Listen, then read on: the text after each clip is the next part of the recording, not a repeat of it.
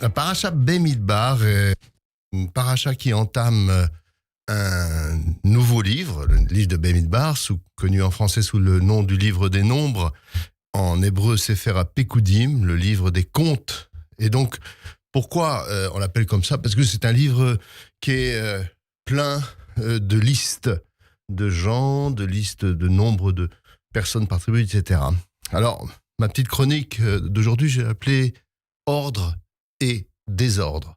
Alors, pourquoi ordre et désordre ? Parce que dans la paracha, quand on la lit, la paracha donc, qui est le début de ce livre des nombres, et quelques premiers chapitres, eh bien, on a d'abord affaire à des listes des chefs de tribus, liste des tribus, liste des chefs de tribus, liste de nombre de personnes qui sont en âge de servir, c'est-à-dire qui ont plus de 20 ans et des hommes qui ont dans chaque tribu.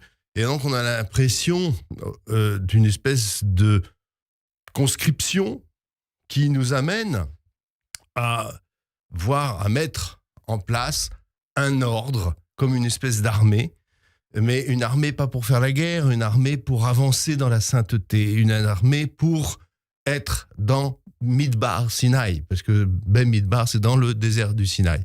Donc, voilà la paracha qui continue comme ça ensuite à expliquer le campement où chaque tribu, il y a 12 tribus tout autour du Mishkan, et au centre, autour du Mishkan lui-même, il y a la tribu de Lévi. Donc, chaque tribu est placée selon les 4 points cardinaux, 3 tribus. Tout ça est agencé parfaitement.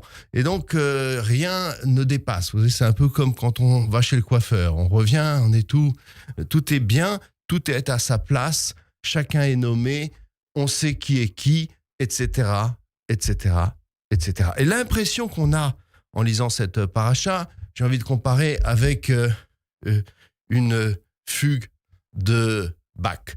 Vous voyez, ça démarre parfaitement agencé. Dans une fugue de Bach, tout d'un coup, tout fonctionne bien. Et puis, il y a quelque chose tout d'un coup qui va dénoter. Et ce qui va faire la grandeur musicale, c'est qu'on n'est pas complètement enfermé dans ce quelque chose qui fonctionne de façon lisse. Qu'est-ce qui va dénoter dans la paracha ? Apparemment rien. À la première lecture, rien. Et c'est même une paracha assez monotone. Je dirais qu'elle est presque une lecture qui fascine au sens de la méditation. C'est méditatif de lire ces listes. Mais a priori, on n'y voit pas vraiment de sens à part ce dont j'ai parlé, cette impression de perfection et d'ordre. Mais où est le contretemps ? Où est la note qui fait différence ? Alors, il y en a une très nette, tout clairement signalée. On rappelle la mort des 2 fils d'Aaron. Aaron, le frère de Moïse, a 4 fils. Et on nous dit, leur rôle, sauf que tout d'un coup, on nous rappelle qu'il y en a 2 qui sont morts. Et en nous disant pourquoi ils sont morts. Très brièvement, cet épisode, on le connaît du Lévitique chapitre 10. Ils sont morts parce qu'ils ont profané, c'est pas très clair d'ailleurs, ils ont fait un feu étranger, il y a plusieurs hypothèses, mais ils ont été foudroyés. Bon, deuxième point qui fait dérangement un peu, vous voyez, qui fait un peu désordre. On avertit Moïse, à la fin de la paracha, que les fils de Kehat ne doivent pas, les fils de Kehat, c'est des Lévis, c'est une famille de Lévi, et ne doivent pas s'approcher trop près de la sainteté, parce que s'ils le faisaient, ils mourraient. Et que la sainteté est dangereuse, mais ils pourraient être tentés, c'est très intéressant la façon dont c'est dit d'ailleurs, de avaler, d'engloutir la sainteté. Ils seraient des gloutons de la sainteté, ils voudraient trop en faire. 2 autres illusions que je vois. Allusion à du désordre. Les fils de Moïse, il n'y en a pas. On ne les cite pas. Alors, évidemment, si je ne fais pas attention, comme ils ne sont pas cités, je ne vois pas ce silence. Mais si je fais attention au silence, c'est toujours très intéressant les silences dans la Torah, Eh bien, je me dis, mais ils sont passés où les fils de Moïse? On parle des fils d'Aaron, on parle de tous les membres de chaque tribu. Où sont les fils de Moïse? Alors, ce n'est pas traité directement, mais on sait par ailleurs que les fils de Moïse ont mal tourné. L'éducation donnée par Moïse à ses propres enfants est un échec. Donc là encore, petite note de désordre. Enfin, et la dernière note de désordre, mais qui là est vraiment une allusion d'allusion, c'est juste un mot qui est employé pour dire, on dit qu'on a prononcé les noms de ceux qui ont certaines fonctions. Mais le mot en hébreu employé pour dire prononcer le nom, c'est nekvu. Nekvu, c'est nekev, nokev. Or, c'est un terme qui veut dire percer et qui est employé très rarement dans la Torah. En fait, on le retrouve dans le livre du Lévitique, au chapitre 24, dans l'épisode dit du blasphémateur. C'est le seul endroit. Et donc, ça y fait, vous voyez, allusion. Seulement, faut-il entendre cette allusion, bien évidemment. Et dans une traduction, ça ne peut pas marcher. Sauf celle de Chouraki, où il emploie effectivement le mot de percer. Et donc, qu'est-ce qui s'est passé dans l'épisode du chapitre 24, à la fin du chapitre 24 de Lévitique? Eh bien, il s'est passé un autre épisode très violent où quelqu'un qu'on traite de blasphémateur, en fait, c'est pas tout à fait un blasphémateur, c'est quelqu'un qui a percé le nom, faut-il comprendre ce que ça veut dire, eh bien, a été lapidé pour sa faute.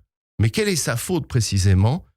Comme l'épisode en question commence par le mot « Vayetse », il est sorti, cet homme, et on précise l'identité de cet homme de façon très curieuse, tout à fait anormale. Là, je fais référence, encore une fois, non pas à notre paracha, mais à celle de Émor, qui est la paracha de Lévitique, chapitre 24. Eh bien, on dit qu'il est le fils d'un Égyptien, et on dit ensuite qui est sa mère. Sa mère est de la tribu de Dan. Et là, le Midrash fait quelque chose d'assez génial. D'abord, il pose la question d'où il est sorti. Puisqu'en hébreu, c'est pas clair. On dit il est sorti, et ensuite il est sorti d'où? On dit d'où il est sorti. Il y a plusieurs hypothèses, là encore, bien sûr. On ne va pas toutes les développer. Mais une des hypothèses, qui est sans doute la plus intéressante d'ailleurs, il est sorti de notre paracha. C'est-à-dire que dans notre paracha, il est dit clairement que chacun doit camper selon la maison de son père. Or lui, son père, il est égyptien, il n'est pas juif. Donc qu'est-ce qu'il fait? Il va avoir la tribu de sa mère, parce qu'elle est de Dan. Les gens de Dan lui disent, écoute, t'as rien à faire là, t'es pas de la tribu de Dan, puisque c'est par le père, c'est pas par la mère. Donc va ailleurs. Donc qu'est-ce qu'il fait? Il va voir Moïse. Moïse est incapable de lui trouver une solution. Alors là, tout d'un coup, si on réfléchit à ça, on se pose la question dans notre paracha, mais effectivement, on décrit dans notre paracha les 12 tribus d'Israël, les Lévis au centre, le Mishkan, etc. C'est parfait, c'est extrêmement équilibré, tout va très bien. Mais qu'est-ce qu'on fait avec les autres? On nous a dit dans le livre de l'Exode qu'il y a Erev Rav qui est sorti, il y a des gens qui sont venus s'installer, qu'on rejoint. Il y a par exemple des quantités de gens qui accompagnent. Il y a Yitro qui est venu, le beau-père de Moïse et d'autres gens. Qu'est-ce qu'on fait avec ces gens-là? Ils campent où? Alors vous allez me dire, ils ne sont pas juifs. Ah bah, ils accompagnent. Il y a la mère adoptive de Moïse, Bathia, la fille de Pharaon, et il y en a plein d'autres. Qu'est-ce qu'on fait avec ces gens-là? Eh bien, apparemment, ils n'ont pas de place. Et c'est là où, à mon avis, il y a quelque chose de génial dans cette paracha. C'est que la question de l'ordre, c'est une question qui habite le fantasme de toute société, surtout une société qui se veut parfaite. Or, la Torah nous invite à la perfection. Elle nous invite à la sainteté, Kedoshim Tiyu. Elle veut que nous soyons parfaits. Sauf que elle sait pertinemment, la Torah, que nous ne le serons pas. Nous pouvons tendre à la perfection. Nous pouvons souhaiter une société qui fonctionne de façon absolue, parfaite, etc. Mais ce ne sera pas forcément le cas. Et là, on voit dans notre paracha ces petites imperfections qui apparaissent. Ça me fait penser, moi, à certaines banlieues soviétiques ou au contraire américaines, chacun dans leur style, vous savez, avec des immeubles bien alignés, ou les banlieues américaines où tout le monde a la même maison sur des kilomètres et des kilomètres, la même pelouse, le même truc. Alors allez trouver votre propre maison, elles se ressemblent toutes. Heureusement que vous connaissez votre adresse, parce que sinon vous pouvez débarquer chez le voisin sans faire attention. Il y a exactement la même voiture et la même maison, la même pelouse, la même petite haie bien taillée, etc. À la fois c'est merveilleux, quel ordre, fantastique, en même temps c'est un cauchemar. Et là, c'est la force de dire, attention, faut mettre du désordre là-dedans. Il faut ouvrir, percer le nom. Il faut oxygéner tout ça. Parce que ça ne fonctionne pas. Parce qu'il y aura toujours des hors normes. Il y aura toujours le fils de l'Égyptien qui ne trouve pas sa place. Il y aura toujours le fils de Moïse qui a mal tourné. Il y aura toujours les fils d'Aaron qui, eux, n'ont pas de descendance parce qu'ils ont été tués de façon malencontreuse parce qu'ils ont fait une erreur. Il y aura toujours celui qui ne correspond pas. Pour une raison ou une autre, peu importe la raison. Et où est-ce que je le mets, celui-là ? Et c'est en sous-jacent ce que vient nous dire cette paracha. Et ce point-là est essentiel. Il est essentiel, à mon avis, non seulement pour l'individu qui a ses fantasmes de perfection et pour toute société qui a ses fantasmes de perfection.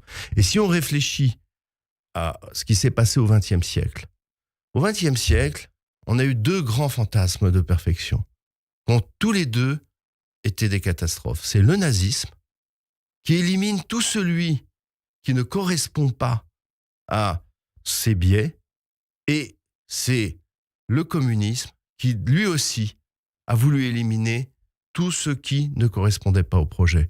Donc, attention à vouloir trop de perfection. C'est le message de la paracha et qui concerne tout le monde aujourd'hui. Si on prend la société française, c'est évident qu'elle doit apprendre à donner de la place aux hors-normes. Et le hors-norme, c'est toutes sortes de gens, toutes sortes de raisons, mais y compris, par exemple, dans le système scolaire, un enfant qui a du mal à suivre, qui a des problèmes de concentration, des comportements quelquefois un peu difficiles. La pratique la plus courante, c'est de vouloir mettre cet enfant de côté, l'exclure du système scolaire. Et le nombre de chercheurs importants qui étaient très mauvais élèves et qui avaient une scolarité catastrophique, c'est extraordinaire, il y en a plein. Donc c'est bien que le système ne savait pas bien les intégrer et qu'eux ont réussi à malgré tout retomber sur leurs pieds. On pourrait trouver plein d'exemples, mais c'est aussi au sein de la communauté juive, qu'est-ce qu'on fait avec ceux qui ne correspondent pas à ce qu'on voudrait, on prétendrait être. Et là, les exemples aussi sont nombreux. Qu'est-ce qu'on fait avec celui qui pense différemment ? Qu'est-ce qu'on fait de nos jours avec les très nombreux enfants de mariage mixte ? Qu'est-ce qu'on fait avec les... Évidemment, il y a les handicapés, il y a les gens, mais il y a aussi les femmes qui ont des désirs de monter à la Torah ou de sortir de derrière le rideau. Est-ce qu'on leur donne une place ou on leur en donne pas ? Et si elles en prennent une, est-ce qu'on les laisse faire ou non ? Qu'est-ce qu'on fait avec les hagounotes qui n'ont pas leur guette ? Qu'est-ce qu'on fait avec ceux qui veulent faire les choses un peu autrement pour une raison ou une autre et qui ont quelquefois des très bons arguments ? Est-ce qu'on accepte leurs arguments ou on ne l'accepte pas ? Est-ce qu'on fait comme s'ils n'existaient pas ? Ou on les intègre ? Qu'est-ce qu'on fait avec un rabbin qui veut faire un hérouve dans sa communauté ? Je peux continuer comme ça les exemples. Et dans la société israélienne, on a fait une loi sur l'État juif. Nous sommes l'État des Juifs en Israël ou l'État juif ? C'est un vrai débat qui déchire la société israélienne aujourd'hui. Et si on est l'État juif, qu'est-ce qu'on fait de ceux qui ne sont pas juifs ? Il y a plus de 20% de la population qui ne l'est pas. Qu'est-ce qu'on fait avec les Arabes israéliens ? Qu'est-ce qu'on fait avec les minorités chrétiennes qui vivent en Israël, avec des gens qui ne sont pas juifs pour une raison ou une autre ? On leur donne une place, ils ont des possibilités de vivre correctement ou pas, ou c'est des gens de seconde zone. Et donc, toutes ces questions se posent, elles sont fondamentales, et surtout la réflexion qui va y avoir, c'est que dans une société qui se veut trop parfaite, qui veut arriver à couper tout ce qui dépasse, eh bien cette société ne peut produire que de la violence. Et la Torah nous dit en sous-jacence, attention, et le livre des nombres, le livre de Bamidbar, commence avec notre paracha à nous donner l'illusion d'une perfection. Comme je l'ai précisé, il y a des petites touches comme ça de désordre pour nous dire, tu vas voir, ça va pas fonctionner. Et effectivement, la suite de la lecture du livre de Bamidbar va mettre en scène tout un tas de troubles qui viennent mettre du désordre. Ça ne veut pas dire que ce désordre est positif. C'est pas ce que j'ai dit.